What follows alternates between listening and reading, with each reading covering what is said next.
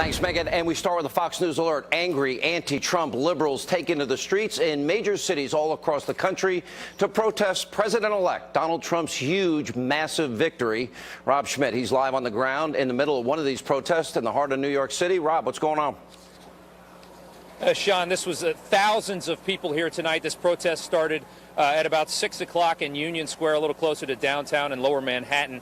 And it moved on up. If you look behind me here, you can see so many people right here outside of Trump Tower, right outside Donald Trump's address and his apartment. And they are very loud. They have been very angry, but they have been peaceful here tonight.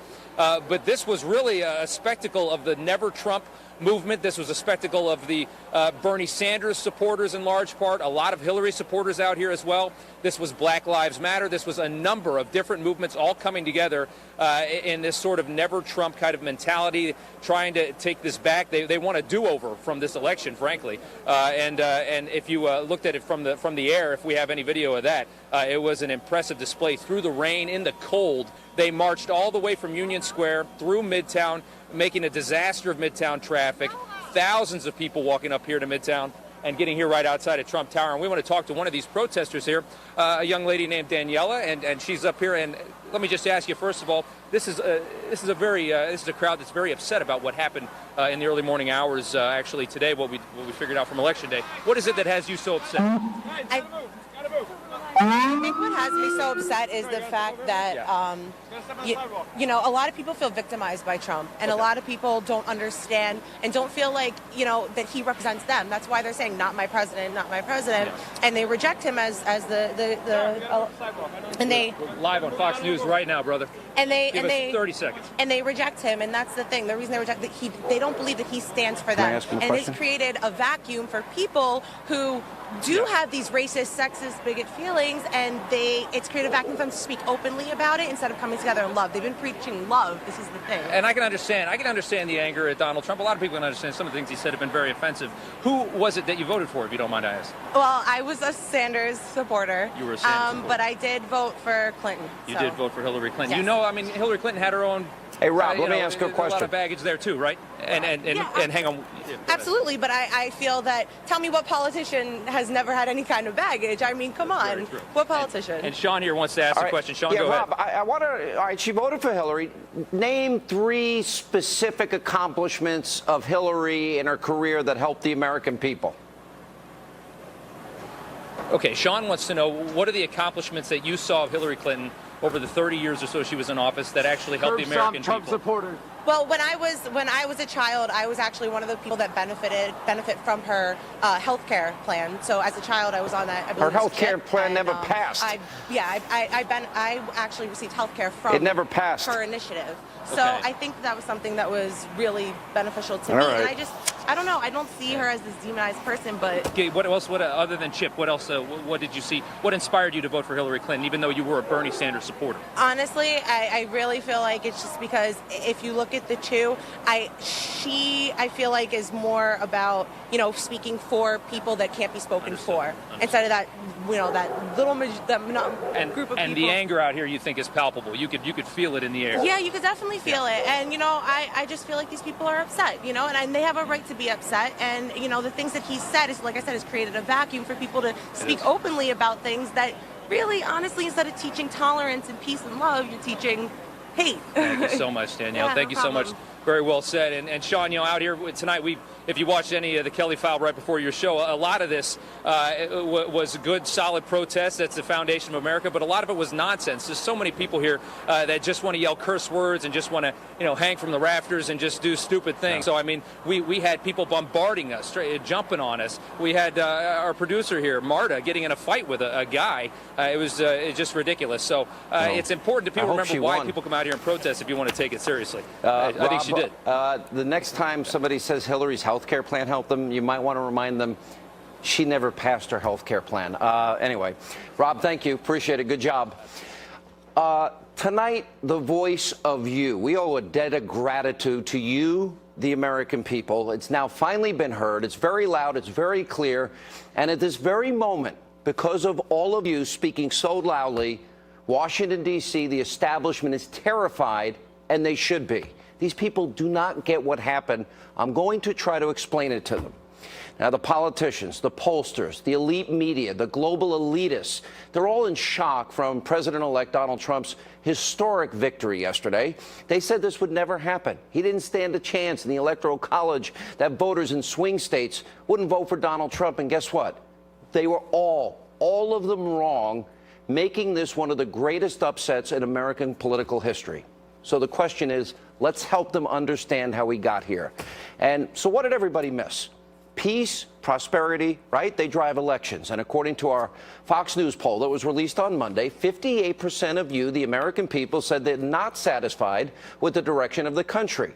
And that number has been near or at that level or higher since 2009, since Obama became president.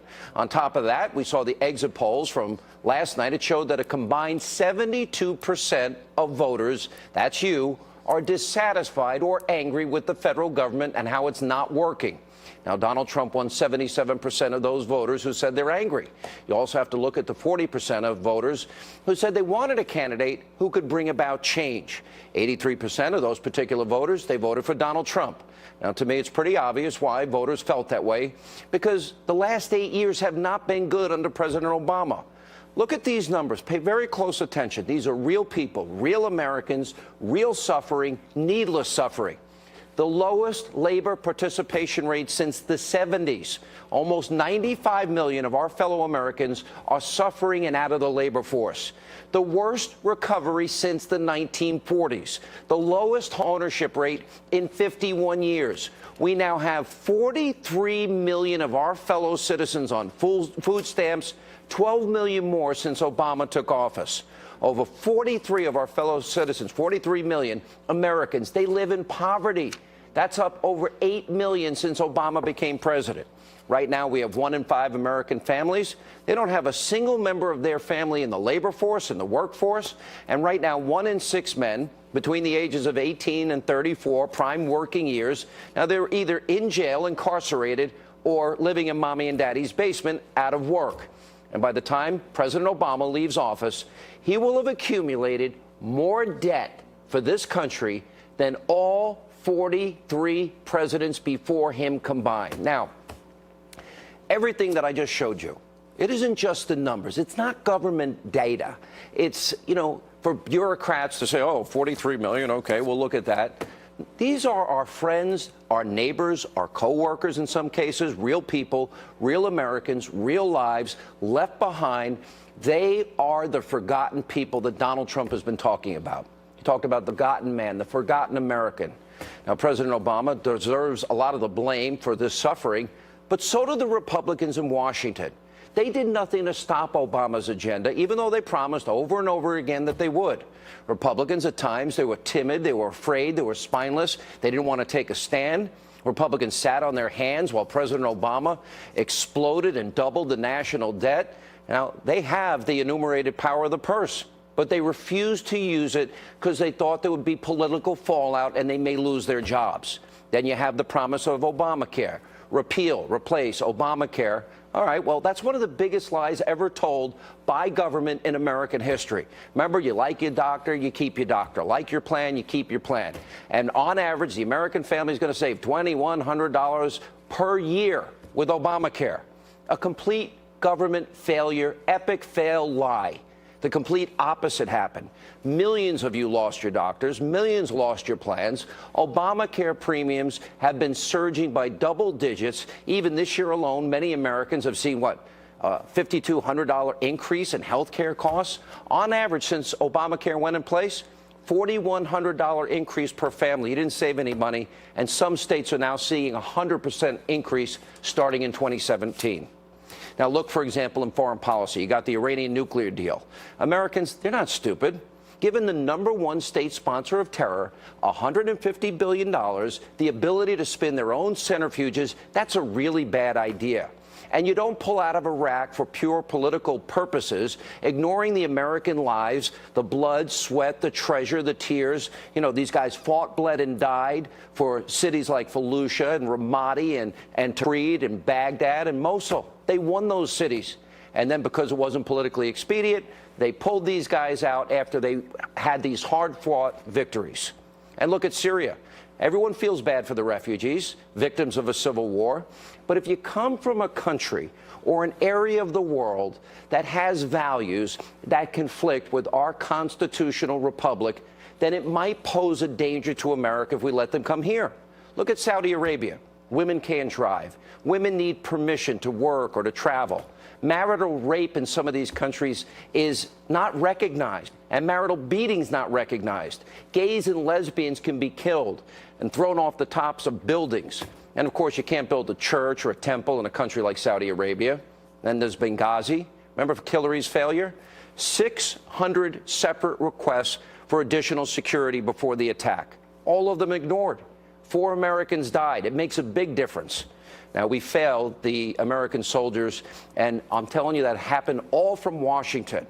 Let's look at African Americans in America today. And how many African Americans under Obama? What is the increase on food stamps? 58%. African Americans out of the labor force, up almost 20%. In Chicago, President Obama's hometown, over 3,800 people have been shot this year alone. And since Obama's been president, 3,656 people have been murdered in Chicago. And according to the Chicago Tribune, historical statistics now show 75% of those victims are African American. Has the Democratic Party helped these families out? Then on top of that, we've got a failed educational system, especially in inner city America. High school graduation rates are 9% lower for African American students than the national average, according to the most recent statistics. The high school dropout rate for African American students is also higher than the national average. The results should be much, much better that the U.S. is now ranked 4th in the world on per pupil spending, and it works out to be $11,600 per student. Despite the high spending, America ranks 17th in reading, 19th in science, and a whopping 26th in math. $11,600 a student? Donald Trump's going to send that money back to states, towns, municipalities, and then parents and local politicians can make those decisions. Also, you want to know what this election was about? Look at America's open borders. They're a mess, and they're not secure. And Americans knew that if Donald Trump actually builds that wall, then it's less likely that people will cross into the country. It'll also mean that Americans won't be competing with illegal immigrants for the few jobs that are available, driving down wages. And lastly, Americans know that we can become energy independent. And that means we don't have to deal with countries that hate our guts. We have more natural resources here in America that will literally, the lifeblood of our economy, that will fuel this country for generations to come, create millions of high-paying jobs and careers. Now, by the end of this week, I will outline the agenda that I believe that the forgotten people need so that the rungs of the ladder will be put back in so they can climb to success themselves. Those Americans that all these D.C. politicians, Republicans, Democrats, have ignored for way too long. Get people back to work. They can climb out of the pit that big government has put them in. I said that I'm, going to spend a lot of time naming names on this program. I'm not sure if I will. I want the agenda advanced and as quickly as possible. Now, I'll say this to the politicians in Washington. I don't care if you have an R before your name, a D before your name. You either get on board solving these problems for these suffering Americans, I'm done with you.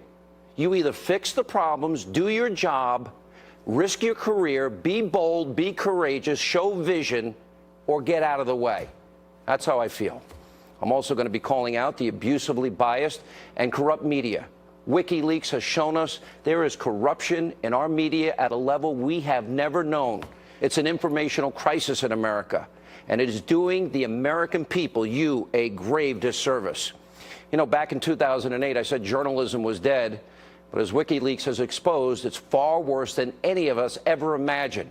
We now know that Donna Brazile over at CNN, the Clinton news network, she's handing over debate questions so Hillary can cheat. CNN is asking the DNC for questions that they should ask Donald Trump and Ted Cruz and Carly Fiorina during interviews. Reporters asking the Clinton campaign for approval before they publish their stories. These so-called journalists allowed the campaign to edit quotes. John Harwood, CNBC, he was offering the campaign advice and bragging about going after Trump when he was a moderator at a debate. Well, that's the least of it.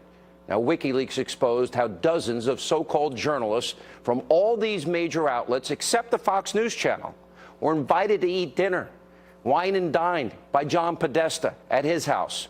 We'll be getting all of that out to you, but let me show you what this election is all about.